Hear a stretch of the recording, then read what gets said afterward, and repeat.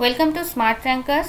WBCS এবং অন্যান্য সরকারি চাকরির পরীক্ষা যেখানে রাইটিং স্কিলের দরকার হয় মেন পরীক্ষায়, সেখানে কম্পালসারি বেঙ্গলি এবং ইংলিশের জন্য ডেলি নিউজ পেপার পড়া অত্যাবশ্যক। সেক্ষেত্রে ডেলি নিউজ পেপার থেকে রাইটিং স্কিল প্র্যাকটিস করার জন্য তোমরা এই চ্যানেলটিকে কন্টিনিউয়াসলি ফলো করতে পারো। অ্যান্ড এখানকার যে পিডিএফ স্টাডি ম্যাটেরিয়াল সেটা টেলিগ্রাম চ্যানেলে পাওয়া যাবে, ডেসক্রিপশানে লিঙ্ক দেওয়া আছে, সেখান থেকে তোমরা জয়েন করে নিতে পারো। আজকের আনন্দবাজার পত্রিকা 11ই মে 2020 আনন্দবাজার পত্রিকা আমরা ডিসকাস করব। দুটো সম্পাদকীয় আমরা দেখে নেব। একটা সম্পাদকীয় থাকবে অ্যাডভান্টেজেস অফ অনলাইন এডুকেশন, যেটার হেডলাইনটা এখানে দেওয়া ছিল পেপারে, বিরোধী নয় বরং পরিপূরক। এবং আরেকটা আমরা যেটা দেখব সেটা হবে আমাদের ইকোনমিক যে স্লোডাউন চলছে সেটাকে কিভাবে ট্যাকেল করা যাবে সেটা নিয়ে। তো স্টার্ট করছি আজকের এই আমাদের লেসনটা।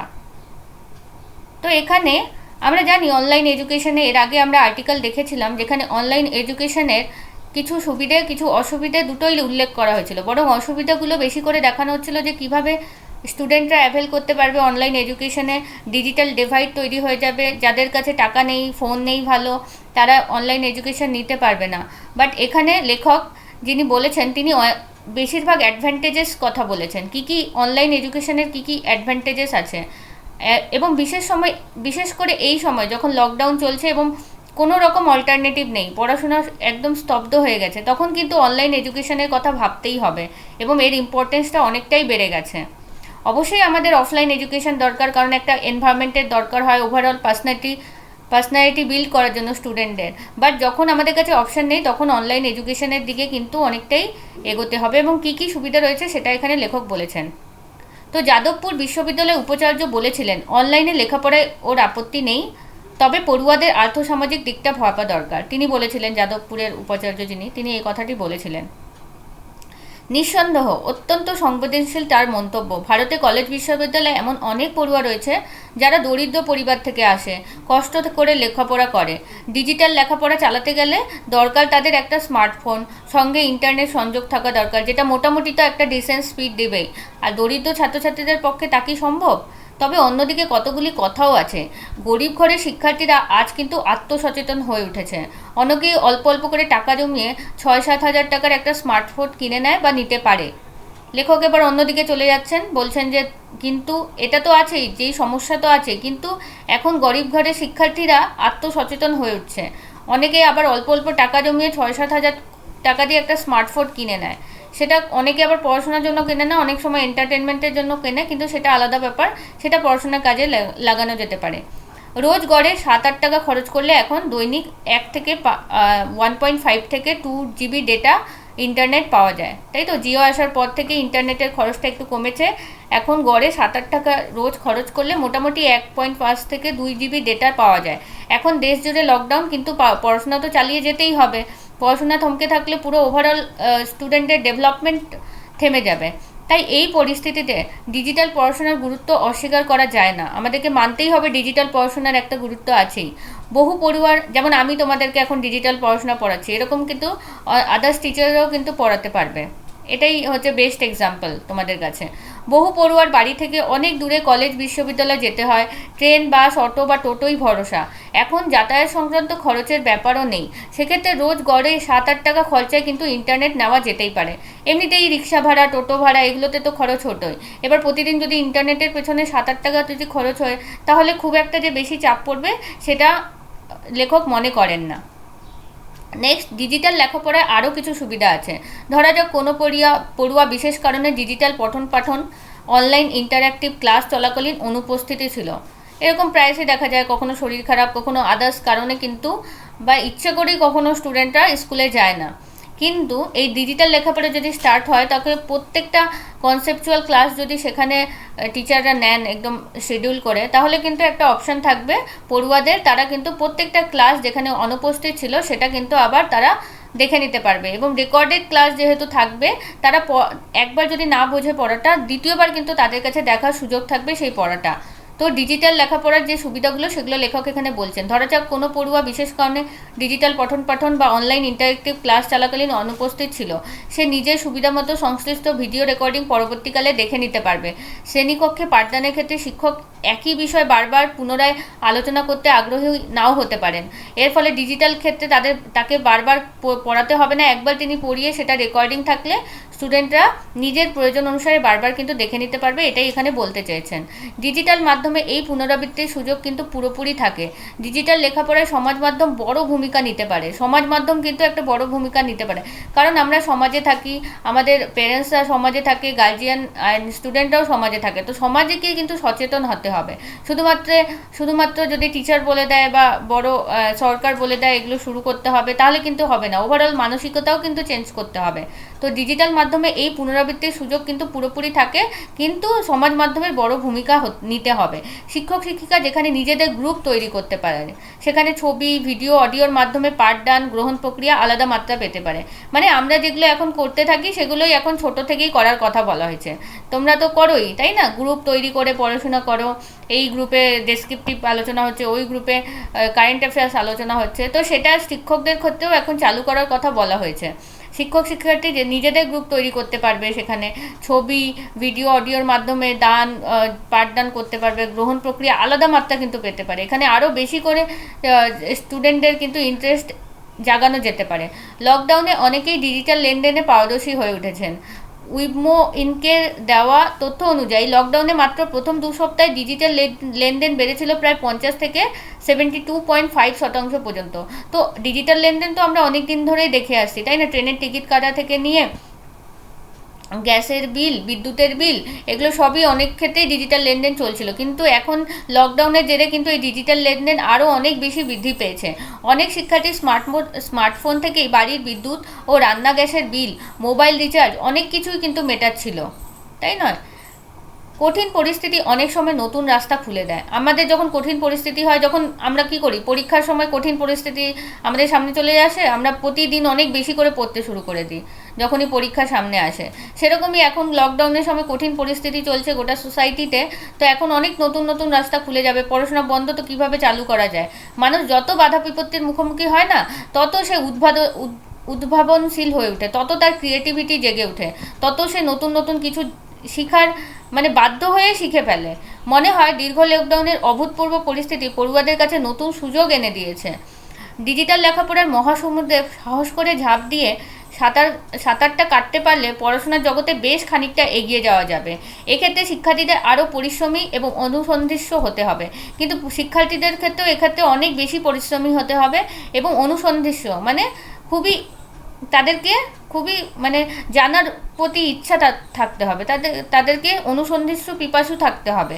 কারণ আমাদের দেশে কলেজ বিশ্ববিদ্যালয় পড়াশোনা মূলত শ্রেণীকক্ষে পাঠদানের উপরেই নির্ভরশীল ছিল এতদিন, তাই না?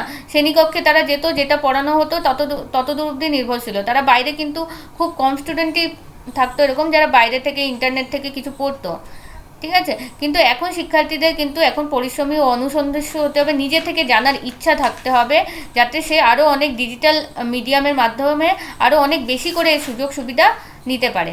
অনলাইন পাঠদান করতে গেলে শিক্ষক শিক্ষিকাদের পরিশ্রম যে বেশ খানিকটা বেড়ে যাবে সেটা স্পষ্ট, তাই নয়? কারণ এতদিন তারা অভ্যস্ত ছিলেন একটা অফলাইনে একটা এনভায়রনমেন্টে পড়াশোনা করাতে, তারা অনেক কিছুই, তাদেরও ইভেন ডিজিটাল ডিভাইড, তাদের ক্ষেত্রেও এই কথাটা বলা যাবে, কারণ তারা টেকনিক্যাল দিক থেকে কিন্তু অনেকটাই তাদের অনেক কিছু শিখতে হবে, কিভাবে আপলোড করতে হবে। শুধুমাত্র এটা নয় যে অনলাইনে ক্লাস, সব কিছু ক্যামেরা অ্যান্ড মাইক এগুলো সেট করা, তার সাথে সাথে কিভাবে টেকনিক্যালি কিভাবে আপলোড করা থেকে নিয়ে অনেক কিছু কিন্তু দরকার হয়, যেটা যারা তোমরা যারা রেকর্ড করো বা ভিডিও করো অনেকে, তারা কিন্তু সেটা জানবে। তো সেই জিনিসগুলো কিন্তু তাদেরকে শিখতে হবে এবং তার ফলে তাদের পরিশ্রমটা কিন্তু অনেকটাই বেড়ে যাবে। আরেকটা যেটা প্রবলেম হয়, যেটা আমি ফিল করি পার্সোনালি পড়াতে গিয়ে, যে আমাকে কি করতে হয়, যেরকম আমি তোমাদের সাথে গল্প করতে করতে পড়াতাম যদি তোমরা সামনে থাকতে, এবং আমার উপর খুব বেশি যে একটা প্রেশার পড়তো তা নয়, আমি একটু পড়াচ্ছি, বলছি, একটু দেখছি, তোমাদের সাথে কথা বলছি, বাট এখানে আমাকে কি করতে হচ্ছে, কন্টিনিউয়াসলি বলে যেতে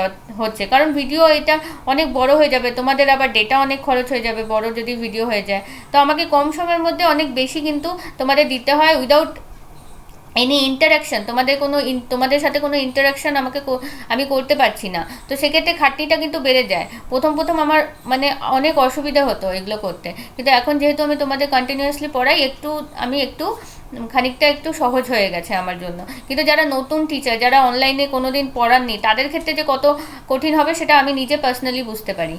ঠিক আছে? তো অনলাইন পাঠদান করতে গেলে শিক্ষক শিক্ষিকাদের পরিশ্রম যে বেশ খানিকটা বেড়ে যাবে সেটা কিন্তু স্পষ্ট।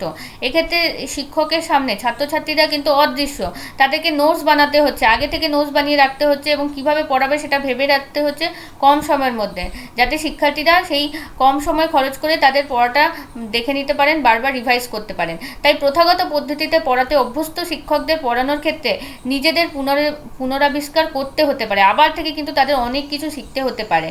শিক্ষক ও পড়ুয়া উভয়ের বিরুদ্ধে অনেক সময় ফাঁকিবাজির অভিযোগ ওঠে। এটা খুব ইম্পর্টেন্ট পয়েন্ট। দেখো, অনেক সময় ফাঁকিবাজির অভিযোগ ওঠে। কীরকম?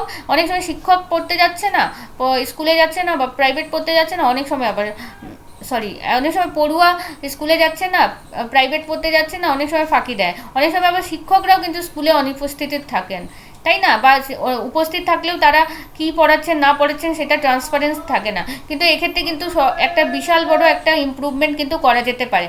এর ফলে কিন্তু কি করা যেতে পারে, শিক্ষক এবং পড়ুয়া দুজনের কিন্তু অ্যাকাউন্টেবিলিটি ফিক্স করা যেতে পারে। তারা দুজনই কিন্তু আরও বেশি করে মানে এটার মধ্যে দক্ষ হয়ে উঠবেন এই জিনিসটাতে, এবং কোনো রকম ফাঁকিবাজির কিন্তু সুযোগ থাকবে না বা অনেকটাই কমে যাবে। ডিজিটাল পড়াশোনায় শিক্ষক ও শিক্ষার্থী কেউ ফাঁকিবাজির আশ্রয় নিতে পারবে না, যেহেতু সব কিছু ট্রান্সপারেন্ট এবং অ্যাকাউন্টেবল থাকবে। ডিজিটাল পড়াশোনার ক্ষেত্রে প্রতিবন্ধকতা নিশ্চয়ই রয়েছে। এবার আসলো প্রতিবন্ধকতা। অবশ্যই প্রতিবন্ধকতা রয়েছে। ছাত্রছাত্রীদের আর্থিক সমস্যা রয়েছে, অনেক জায়গায় ইন্টারনেট পরিষেবা প্রত্যাশিত মাত্রায় পৌঁছায়নি। ইভেন যেখানে বলছি যে ডিজিটাল পড়াশোনা করার কথা, অ্যাটলিস্ট ইন্টারনেট তো থাকতে হবে। টাকা না হয় জোগাড় হয়ে যাবে 7-8 টাকা ডেলি, যেটা বললাম, কিন্তু ইন্টারনেট যদি যেখানে পরিষেবাই সেরকম নেই, একদমই মানে নেট থাকলেও একদমই স্পিড নেই বা নেটই নেই, সেখানে কিন্তু খুব অসুবিধা হয়ে যাবে। তখন কিন্তু একটা ডিজিটাল ডিভাইস সৃষ্টি হবে, সবাই কিন্তু সমানভাবে এর সুবিধা নিতে পারবে না। কিন্তু নতুন একটা পদ্ধতি যার বহুমাত্রিক উপযোগিতা রয়েছে, মানে অনেক লাভ হয়েছে, এরকম একটা পদ্ধতি যার অনেকগুলো উপযোগিতা বা লাভ রয়েছে, একটা সময় কিন্তু শুরু করতেই হবে আমাদের। অসুবিধা থাকবে, তবুও তাকে কিন্তু এগিয়ে নিয়ে যেতে হবে, তাই না? সব কিছুতে একটা চ্যালেঞ্জ রয়েছে আমাদের, কিন্তু সেই চ্যালেঞ্জকে কিন্তু আঁকড়ে যদি ধরে থাকি তাহলে কিন্তু হবে না, সেগুলোকে কিন্তু আমাদেরকে ওভারকাম করতে হবে। কারণ যে কোনো জিনিস প্রথমে কি হয়, আরবান এরিয়া থেকে শুরু হয়, ধীরে ধীরে পেনিট্রেশন হয় রুরাল এলাকাগুলোতে, এবং সেক্ষেত্রে এটাও কিন্তু সেক্ষেত্রে ইমপ্রুভ করা যাবে। অন্তত এগিয়ে নিয়ে যাওয়ার আন্তরিক চেষ্টাটুকু কিন্তু করতে হবে।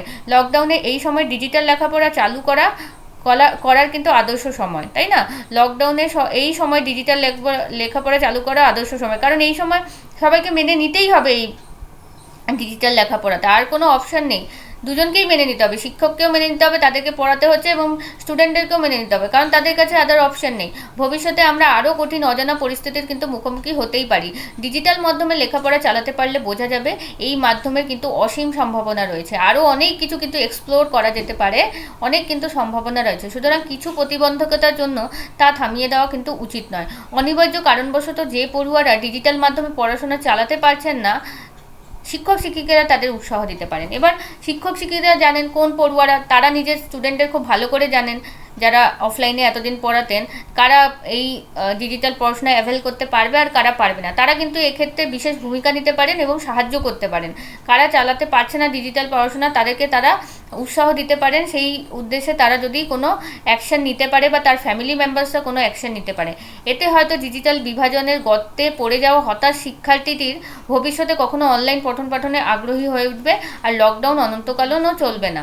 তো কি হবে, এই যে শিক্ষকরা যখন দেখবেন, উৎসাহ দিবেন, তখন কিন্তু সেই যে হতাশ হয়ে গিয়েছিল, যার কাছে ইন্টারনেট নেই, তারা কিন্তু একটা সাহস পাবে এবং তারাও কিন্তু অনলাইন পঠন পাঠনে আগ্রহী হবে। একবার শ্রেণীকক্ষে পাঠদান প্রক্রিয়া শুরু হলে শিক্ষক শিক্ষিকা নিশ্চয়ই সেই পড়ুয়াদের বিশেষ গুরুত্ব দিবেন ডিজিটাল বিভাজনে যারা সমস্যায় পড়েছে। আবার যখন শ্রেণীকক্ষে পাঠদান প্রক্রিয়া শুরু হবে, তো লেখক এক্সপেক্ট করছেন যে শিক্ষক শিক্ষিকা এবার পড়ুয়াদের এই ডিজিটাল পড়াশোনা সম্পর্কে বোঝান এবং ডিজিটাল বিভাজনে যারা সমস্যায় পড়ছে তাদেরকে দেখেন, তাদেরকে বেশি গুরুত্ব দিয়ে পড়ান। অনলাইন পড়াশোনা ক্লাসরুম নির্ভর লেখাপড়াকে লঘু করে দেবে, এই আশঙ্কা কিন্তু অমূলক। অনেকে ভয় পাচ্ছিলেন যে অনলাইন পড়াশোনা শুরু হলে ক্লাসরুম নির্ভর পড়াশোনা সেটাকে ঢেকে দেবে, কিন্তু এটা হচ্ছে অমূলক। কারণ অনলাইন পড়াশোনার একটা আলাদা গুরুত্ব রয়েছে এবং অফলাইনের আলাদা গুরুত্ব রয়েছে, তোমরা জানো। তোমরা যারা অফলাইনও কোচিং করো তারা জানো অনলাইনকে ছাড়া তোমরা কিন্তু অনেকটাই পিছিয়ে পড়বে, তাই নয় কি? তো সেক্ষেত্রে এটা কিন্তু বাচ্চাদেরকেও এটা বোঝাতে হবে। আমরা যেরকম জানি, তোমরা যেরকম জানো, সেটা কিন্তু বাচ্চাদেরকেও বোঝাতে হবে, এবং যারা এখন শিক্ষক রয়েছেন যারা বাচ্চাদেরকে পড়ান তাদেরকেও এই জিনিসটা বুঝতে হবে। ক্লাসরুম টিচিং তার উপযোগিতা হারাবে বলে মনে হয় না। ক্লাসরুম টিচিং সবসময় ইম্পর্টেন্স থাকবে, কারণ সেখানে একটা ইন্টারাকশন, পার্সন টু পার্সন ইন্টারাকশনের একটা আলাদাই গুরুত্ব থাকে, সেটা কিন্তু আমরা অনলাইনে পাওয়া সম্ভব হয় না। বরং এই কঠিন পরিস্থিতিতে যদি শিক্ষক ও শিক্ষার্থী পাঠদান ও গ্রহণে আন্তরিক হয়ে ওঠেন, তাহলে ডিজিটাল লেখাপড়াও শ্রেণীকক্ষে পঠন পাঠনের এক আদর্শ পরিপূরক হতে পারে। আমিও সেটাই বলছিলাম, এটাকে পরিপূরক হিসাবে নিতে হবে।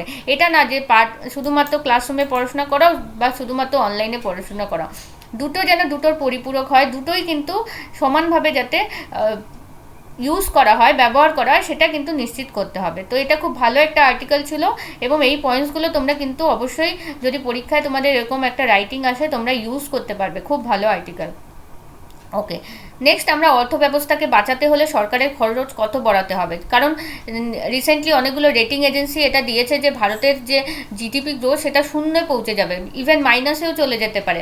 তো এই সময় আমাদের দেশের ইকোনমি বা অর্থনীতিকে বা জিডিপিকে ইনক্রিজ করতে হলে কি কি করতে হবে সেটা এখানে বলা হয়েছে। তো দেখো, গোটা দুনিয়াতেই আর্থিক বৃদ্ধির হার জোর ধাক্কা খেতে চলেছে, এবং ইভেন ভারতেও, তাই না? তো গোটা বিশ্বে করোনা ভাইরাসের জেরে গোটা দুনিয়াতে আর্থিক বৃদ্ধির হার জোর ধাক্কা খেতে চলেছে, এবং ভারতেও।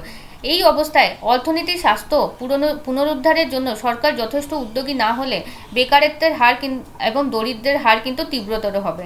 তো অর্থনীতির স্বাস্থ্য কিন্তু অবশ্যই পুনরুদ্ধার করা দরকার। এভাবে কিন্তু পড়ে যেতে দেওয়া যাবে না, মাইনাসে বা নেগেটিভে যেতে দেওয়া যাবে না। এবার এ বিষয়ে উদ্যোগী হতে হবে, না হলে যেরকম বেকারত্বের হার বাড়বে, আনএমপ্লয়মেন্ট বাড়বে, সেরকমই পোভার্টিও বাড়বে, অর্থাৎ দরিদ্রও কিন্তু তীব্রতর হবে। মানুষের ক্রয় ক্ষমতা কমলে দেশে মোট ভোগ ব্যয়ের পরিমাণও অনেকখানি কমবে।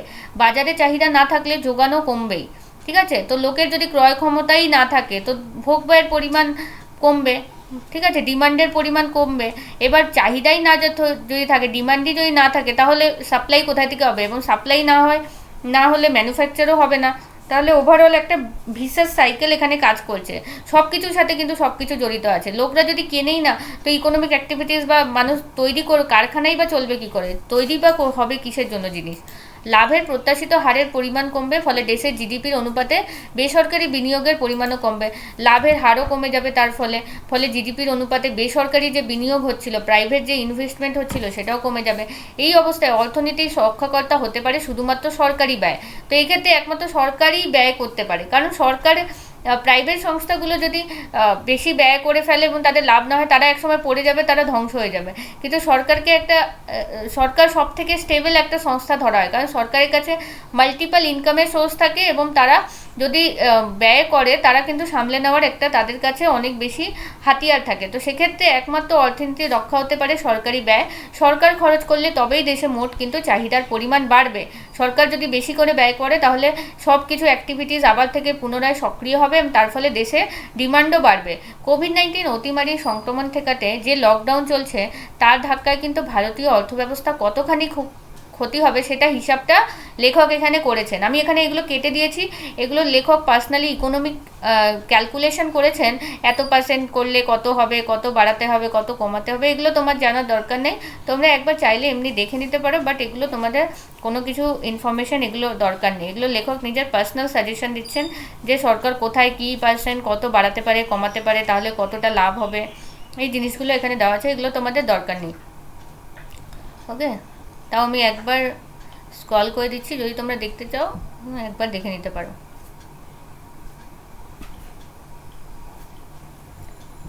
আচ্ছা, এরপরে এই হিসেব টিসেব দেওয়ার পরে লেখক বলছেন আরেকটু লাস্টে একটা হিসেব দিচ্ছেন যে অর্থাৎ সরকার যদি এই মুহূর্তে 10 লক্ষ কোটি টাকার মানে যেটা আমাদের জিডিপি, পুরো দেশের জিডিপির 5% হচ্ছে 10 লক্ষ কোটি টাকা, একটা স্টিমুলাস প্যাকেজ ঘোষণা করেন, তাহলে টাকার অঙ্কে জিডিপির বৃদ্ধির হার হতে পারে কিন্তু 9% বৃদ্ধি হয়ে যেতে পারে যদি 10 লক্ষ টাকার স্টিমুলাস প্যাকেজ সরকার এই মুহূর্তে যদি ঘোষণা করতে পারে, তাহলে কিন্তু 9% জিডিপি বৃদ্ধির হার হতে পারে। এরকম লেখক এই সব ক্যালকুলেশন করে বোঝালেন।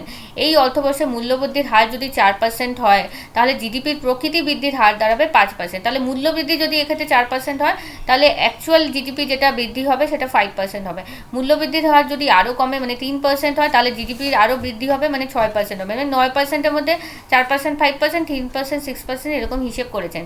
হিসেবটা মাথায় রাখা ভালো, কারণ ইতিমধ্যেই বেশ কিছু দেশ বিপুল অঙ্কের স্টিমুলাস প্যাকেজ কিন্তু ঘোষণা করে দিয়েছে। এই যে হিসেবটা মাথায় রাখা ভালো কেন, এই জন্যই লেখক বলছেন, কারণ ইতিমধ্যেই এইরকম স্টিমুলাস প্যাকেজ কিন্তু ঘোষণা করে দিয়েছে। যেমন জাপানের জিডিপি 21%, কানাডায় 8.8%, মার্কিন যুক্তরাষ্ট্রে 11%, অস্ট্রেলিয়ায় 9.9% ইত্যাদি। তো তারা তাদের দেশে জিডিপি, জাপানে দেখো 21% স্টিমুলাস প্যাকেজ ঘোষণা করছে, মানে অনেক। কানাডা 8.8%, জাপান যেখানে এত বড় একটা ইকোনমি, কানাডা 8.8%, মার্কিন যুক্তরাষ্ট্রেও 11%, অনেক। অস্ট্রেলিয়া 9.9%। তো ভারতকেও করা উচিত। ভারত অ্যাটলিস্ট এখানে জিডিপির 5% তো স্টিমুলাস প্যাকেজ দিতেই পারছে, লেখক এটা বলেছেন। ঠিক আছে, ওকে। সেই পরিস্থিতিতে সরকার যদি ভোগব্যয় বৃদ্ধির পথে হাঁটে, তাহলে রাজকোষ ঘাটতির পরিমাণ বাড়বে। এবার যদি ভোগব্যয় বৃদ্ধির পথে হাঁটে, তাহলে কি হবে? রাজকোষ ঘাটতি বা রেভিনিউ ডেফিসিট যেটা বলি আমরা, সেটা বাড়বে। ফিসকাল ডেফিসিট বা রেভিনিউ ডেফিসিট যাই বলো, এই অর্থবর্ষে কেন্দ্র ও সব রাজ্য সরকার মিলিয়ে তার জিডিপি 12.5% দাঁড়াবে, এখন যেটা 9%। ঠিক আছে, এই অর্থবর্ষে কেন্দ্র রাজ্য মিলিয়ে যত রাজকোষ হওয়া দরকার সেটার থেকে একটু বেড়ে 12.5% দাঁড়াবে, এখন 9% আছে। এবং পরে ঘাটতি, এই যে স্টিমুলাস প্যাকেজ দেওয়ার পরে ভোগব্যয় বৃদ্ধির পথে হাঁটে, তাহলে কিন্তু 12.5% দাঁড়াবে। কিন্তু লেখক বলছেন, এই যে ঘাটতি যদি বাড়েও, তাহলেও খুব একটা লস নেই। ভারতের ক্রেডিট রেটিং কমতে পারে। রাজকোষ ঘাটতি বাড়লে কি হয়? ক্রেডিট রেটিং কমে যায়। বৃদ্ধির হার কমলেও ক্রেডিট রেটিং কমবে, মানুষের দুর্ভোগ বাড়বে। ঠিক আছে, তো দুই দিক থেকেই কিন্তু লস আছে। একদিকে রাজকোষ ঘাটতি বাড়লে ক্রেডিট রেটিং কমবে, সেদিকে আবার বৃদ্ধির হারও তো কমছে, সেদিকেও কিন্তু ক্রেডিট রেটিং বাড়বে, এবং সেক্ষেত্রে আবার মানুষের দুর্ভোগও বাড়বে। অ্যাটলিস্ট যদি এই উপায় নেওয়া যায়, তাহলে রাজকোষ ঘাটতি বাড়লেও মানুষের কিন্তু অত দুর্ভোগ হবে না, মানুষের লাইফটা একটু সচ্ছল হবে। এটাই লেখক বোঝাতে চাইছেন, যে ফিসকাল ডেফিসিট বেড়ে যাওয়ার ভয় কিন্তু সরকারকে পিছপা হওয়া উচিত না, এটাই এক লাইনে বলতে চেয়েছেন। বাণিজ্যিক ব্যাংকগুলো কি সরকারকে এই পরিমাণ টাকা ধার দিতে চাইবে? সেটা কিন্তু নির্ভর করবে ব্যাংকগুলিতে মোট আমানতের কত শতাংশ তারা বাজারে ধার দিতে পারছে তার উপর। এবার সরকার কোথা থেকে টাকা দেবে? বাণিজ্যিক ব্যাংকগুলো কি সরকারকে এই পরিমাণ টাকা ধার দিতে চাইবে? সেটা কিন্তু নির্ভর করবে ব্যাংকগুলোতে মোট আমানতের কত শতাংশ তারা বাজারে এখন ধার দিতে পারছে তার উপরেই কিন্তু ডিপেন্ড করবে। তাহলে ব্যাংকগুলোর উপর ডিপেন্ডেন্সি রয়েছেই। লকডাউন ওঠার পরে ব্যাংকের ঋণের চাহিদা কিন্তু কমবে, কারণ বাজারে মোট চাহিদা যখন তলানিতে, তখন কোনো শিল্পপতি নতুন বিনিয়োগ করতে চাইবে না। এবার ব্যাংক থেকে যখন কি হয়, ব্যাংক কখন প্রফিট করে? যখন ব্যাংক থেকে ঋণ নেয় বড় বড় শিল্পপতিরা, তখন তারা অনেক বেশি ইন্টারেস্ট দেয়, এইভাবে কিন্তু ব্যাংকের আয় হয়। কিন্তু লকডাউন ওঠার পর কিন্তু ব্যাংকের ঋণের চাহিদা কমে যাবে, কারণ বাজারে মোট চাহিদাই নেই, ডিমান্ডই নেই, তখন কোনো শিল্পপতি নতুন ইনভেস্টমেন্ট করতে চাইবে না। আবার ব্যাংকে আমানতেও কিন্তু টান পড়বে, কারণ সার্বিকভাবে মানুষের আয়ের পরিমাণও কিন্তু কমে যাবে, তাই না? ব্যাংকে কিন্তু আমানত থাকবে না, মানে ডিপোজিট যেটা আমরা জনসাধারণ ডিপোজিট করি, সেটাও কিন্তু খুব বেশি হবে না, কারণ মানুষের আয় এমনিতেই কম হচ্ছে এখন। বাকি টাকার জন্য সরকার কিন্তু রিজার্ভ ব্যাংকের দ্বারস্থ হতে পারে। এবার অন্যান্য ব্যাংকগুলো থেকে সরকার, এবার লেখক চলে যাচ্ছেন সরকারকে রিজার্ভ ব্যাংকের কাছে দ্বারস্থ হতে। রিভার্স রেপো আর রেপো রেট নিয়ে খুঁটনাট না করে এই কোভিড বিধ্বস্ত সময় রিজার্ভ ব্যাংকের কর্তব্য হলো কেন্দ্রীয় সরকারকে জিডিপির 4-5% সমপরিমাণ টাকা ধার দরকার। তো এখানে লেখক রিজার্ভ ব্যাংকের মানে সার্ভাইভার বলে মানে উল্লেখ করেছেন। রিজার্ভ ব্যাংকেরই এখন কর্তব্য হচ্ছে যে সেই repo rate, reverse repo rate এগুলোকে বেশি চেঞ্জ না করে দরকার কেন্দ্রীয় সরকারকে জিডিপির 4-5% ডাইরেক্টলি ধার দিয়ে দেওয়া। ঠিক আছে, এটা লেখক সাজেস্ট করেছেন। 24 এপ্রিলের হিসেব হলো রিজার্ভ ব্যাংকের তহবিলে মোট 36.7 লক্ষ কোটি টাকার কিন্তু বৈদেশিক মুদ্রা আছে, মানে ফরেক্স রিজার্ভ আমরা যেটাকে বলি, 480 মিলিয়ন মার্কিন ডলার, যেটা আমাদের গোটা দেশের জিডিপির 18% ধরা হয়। 18% আমাদের ফরেক্স রিজার্ভ আছে। তো এই কঠিন সময় অর্থনীতিকে চাঙ্গা করতে সার্বিক কর্মসংস্থানের ব্যবস্থা করতে রিজার্ভ ব্যাঙ্কে যদি তার তহবিল থেকে সরকারকে 10 লক্ষ কোটি টাকা ধার দিতে হয় তাতে সমস্যা হওয়ার কথা নয়। তো লেখক এখানে বলেছেন যে রিজার্ভ ব্যাঙ্কে ইন্ডিয়ার কাছে তো অনেক জমা আছে, যেরকম রিজার্ভ, যেটা ফরেক্স রিজার্ভ আমাদের বলে, ফরেন এক্সচেঞ্জ রিজার্ভ, সেটাই রয়েছে গোটা জিডিপির 18%, অর্থাৎ 480 বিলিয়ন মার্কিন ডলার, 36.7 লক্ষ কোটি টাকার বৈদেশিক মুদ্রা। সেখান থেকে কিন্তু 10 লক্ষ কোটি টাকা ধার দেওয়াই যেতে পারে, এটা বলেছেন লেখক। প্রশ্ন হলো, এই বিপুল পরিমাণ টাকা অর্থব্যবস্থায় ঢুকলে মূল্যস্ফীতি হবে কি? এবার মূল্য কি হয়, যখন বাজারে অনেক টাকা ঢুকে যায় তখন কি হয়, ইনফ্লেশন হয়, অর্থাৎ মূল্যস্ফীতি হয়। কিন্তু সেটাই বলেছেন, সেই সম্ভাবনা আপাতত নেই, কিন্তু লেখক বলেছেন সেটার এখন সম্ভাবনা নেই। কিন্তু যদি অতি চাহিদার ফলে মূল্যস্ফীতিও হয়, তাকে সামলাতে হবে যোগান বাড়িয়ে, চাহিদা খর্ব করে নয়। তাহলে যদি ডিমান্ডটা বেড়েই যায় এবং তার ফলে যদি মূল্যস্ফীতি হয়, তাহলে একটাই সলিউশন আছে, শুধুমাত্র একটা তো সলিউশন নেই যে টাকা কমিয়ে দাও, আরেকটা সলিউশন আছে যোগান বাড়িয়ে দাও, তাতে ম্যানুফ্যাকচারিং অ্যাক্টিভিটিসও বাড়বে।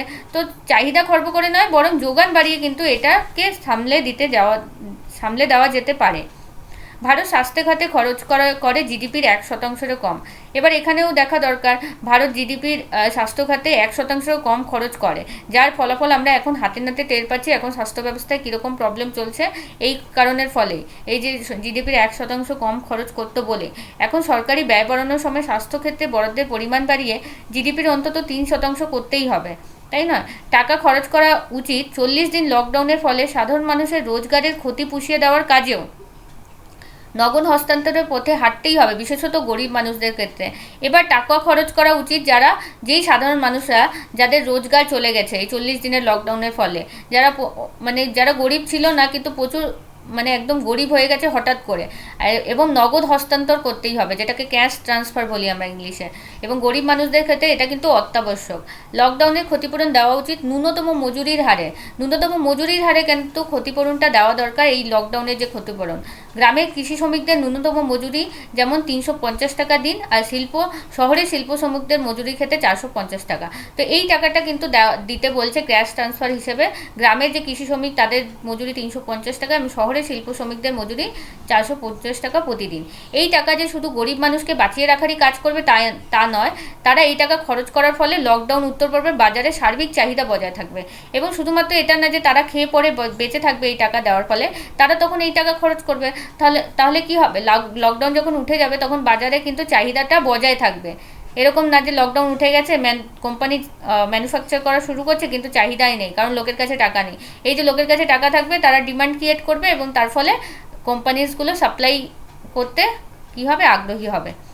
নেক্সট দেখো, ক্ষুদ্র ও মাঝারি শিল্পোদ্যোগকে নতুন করে ব্যবসা আরম্ভ করার জন্য সব রকম সাহায্য দিতে হবে। এমনিতেই আমরা ক্ষুদ্র ও মাঝারি শিল্পকে সবসময় গুরুত্ব দিই, এটা কিন্তু ঠিক, কিন্তু এই সময় আরও বেশি করে দেওয়া দরকার, যেটা মাইক্রো এবং স্মল ইন্ডাস্ট্রিজ আছে। ক্ষুদ্র ও মাঝারি শিল্পকে নতুন করে ব্যবসা আরম্ভ করার জন্য সব রকম সাহায্য দিতে হবে। জাতীয় কর্মসংস্থান যোজনা প্রকল্পকে শহরাঞ্চলে নিয়ে আসা কিন্তু প্রয়োজন। জাতীয় কর্মসংস্থান যোজনা প্রকল্প, যেটা আমরা Mahatma Gandhi national rural employment guarantee act বলি, সেটাকে কিন্তু শহরাঞ্চলেও নিয়ে আসা প্রয়োজন।